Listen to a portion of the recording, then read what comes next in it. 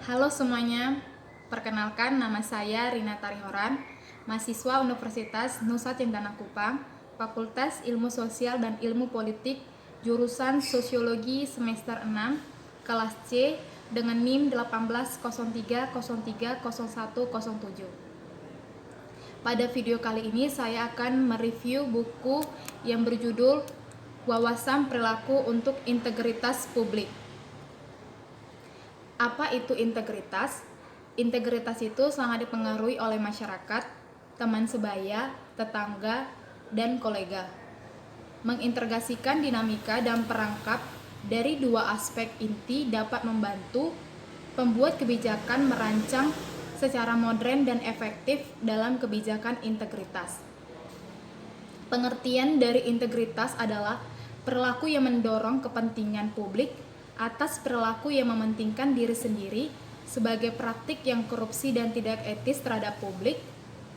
Perilaku manusia juga seringkali menjadi dimensi yang terabaikan dalam pembuatan kebijakan atau perubahan di integritas. Upaya pencegahan korupsi yang ada masih dalam berbasis luas pada model pengambilan keputusan yang rasional. Pendekatan seperti itu biasanya menekankan pentingnya meningkatkan biaya dan menurunkan manfaat dari perilaku yang tidak diinginkan. Tujuan integritas. Sistem integritas publik bertujuan untuk menghasilkan keputusan yang dibuat oleh pejabat publik sejalan dengan kepentingan umum, dan akibatnya banyak kebijakan integritas yang diupayakan secara langsung maupun tidak langsung membimbing dan mengatur pilihan atau perilaku manusia. Terlepas dari ini, perilaku perspektif integritas masih diabaikan dalam pembuatan kebijakan, termasuk peneliti di berbagai bidang ilmiah, yaitu psikologi, ilmu saraf, sosiologi, dan ekonomi. Pada manusia, kondisi dan perilaku telah menghasilkan temuan yang menawarkan pelajaran berharga dan perspektif barunya. Kebijakan integritas seringkali didasarkan pada pemahaman bahwa orang akan mengeksploitasikan peluang untuk mendapatkan keuntungan bernilai berisiko dengan berpotensi konsekuensi yang sangat negatif. Dengan kata lain, individu kemungkinan mendapatkan risiko tertangkap karena ketatnya kontrol internal dan eksternal, mekanisme deteksi, dan sanksi berikutnya terhadap keuntungan yang tidak semestinya bisa mereka peroleh melalui tindakan atau kelambanannya.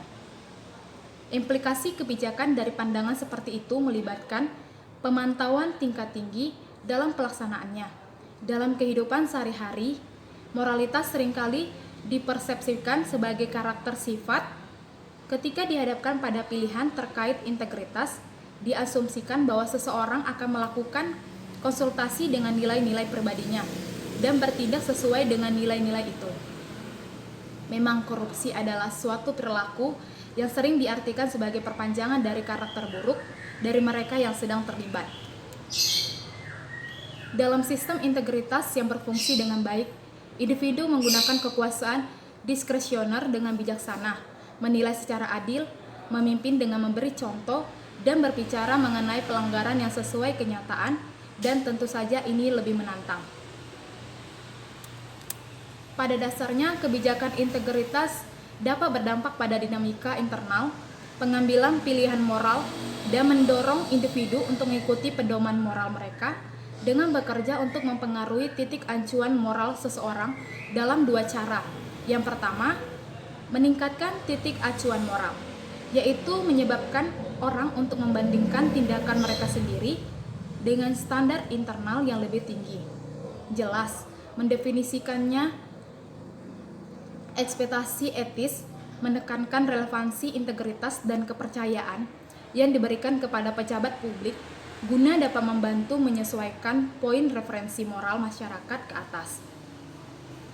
Informasi yang mengecewakan, pengawasan, dan ketidakpercayaan pada gilirannya menurunkan titik acuan moral yang digunakan seseorang untuk menilai perilakunya sendiri. Yang kedua, menekankan titik acuan moral, yaitu individu dengan internal yang sangat tinggi, standar moral terkadang gagal untuk mengikutinya. Tetap setia pada referensi moral internal sendiri tidaklah selalu mudah. Melawan kompas moral ini seringkali didorong oleh godaan dan perilaku yang terlibat memanfaatkan langsung dan mungkin tidak memenuhi tujuan dalam jangka panjang. Dan pelanggaran integritas mengorbankan kesejahteraan masa depan untuk kepuasan semata. Tindakan yang mengganggu integritas yaitu seperti adanya tekanan waktu dan kelelahan dalam mengurangi pengendalian diri dan juga tidak terbuktinya berkurang perilaku etis.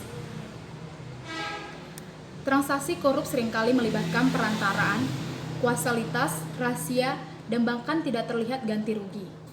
Kerusakan akibat korupsi seringkali jauh dari pelaku korupsi. Ini membuat lebih mudah untuk menolak tanggung jawab dan mengurangi beban moral terlibat di dalamnya, yaitu korupsi.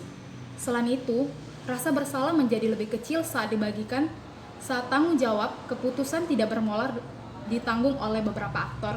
Tindakan satu individu tampak kurang sangat penting. Sektor yang dapat membangkitkan rasa tanggung jawab atas integritas, misalnya jarak antar tindakan dan kerugian, dapat dikurangi dengan berbicara tentang integritas sebagai masalah pribadinya, daripada istilah abstrak.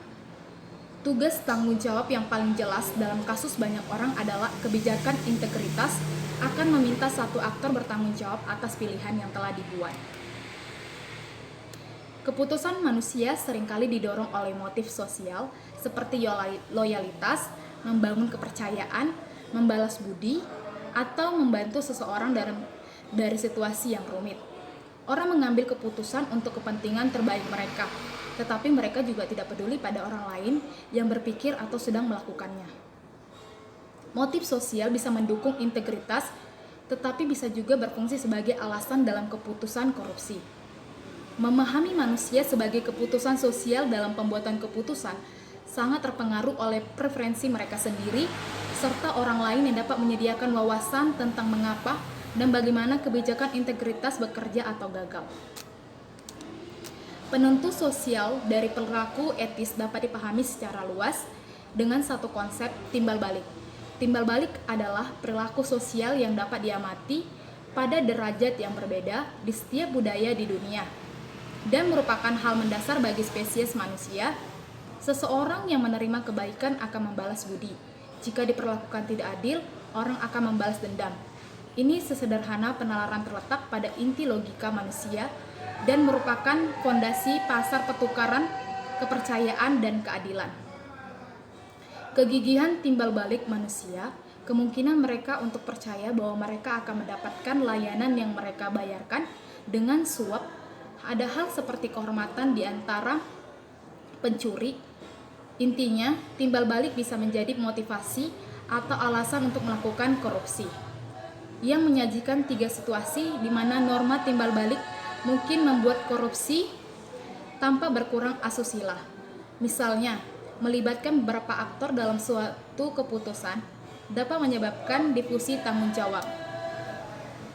Bersembunyi di balik niat baik dapat menghalangi orang untuk mengakui moral yang sebenarnya mengenai implikasi dari kesalahan terhadap diri mereka sendiri atau orang lain. Pola pembenaran yang khas melibatkan preferensi sosial meliputi yang pertama, altruisme yang mementingkan diri sendiri, yaitu ketika orang lain juga mendapatkan manfaat dari perilaku buruk, itu kepentingan orang lain digunakan untuk membenarkan tindakan tersebut menggantikan kepentingan sendiri. Itu motif kebajikan, misalnya membantu teman untuk mendapatkan pekerjaan, membayangi tidak adanya tindak pidana korupsi dalam hal nepotisme. Yang kedua, logika Robin Hood, yaitu kerusakan yang dilakukan pada entitas yang lebih kuat, bahkan kuat atau lebih kaya, yang dibenarkan atas dasar preferensi untuk kesetaraan. Yang ketiga, difusi tanggung jawab, yaitu ketika beberapa orang melakukan kesalahan, seperti kemungkinan satu individu berbicara mengenai individu yang lain. Maka setiap individu merasa kurang bertanggung jawab atas tindakan tersebut dan tidak ingin membatasi yang lain atas kebebasan memilih orang atau menunjukkan ketidakpercayaan mereka.